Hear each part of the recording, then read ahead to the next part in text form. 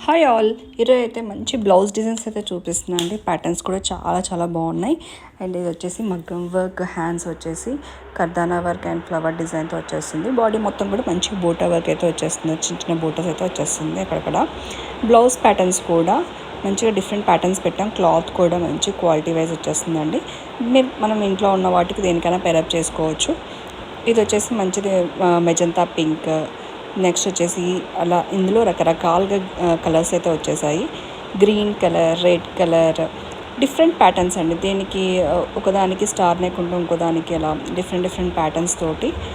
Size వచ్చేసి 38 size అయితే వస్తుందండి. 44 దాకా కూడా ఎక్స్టెన్షన్ ఉంటుంది.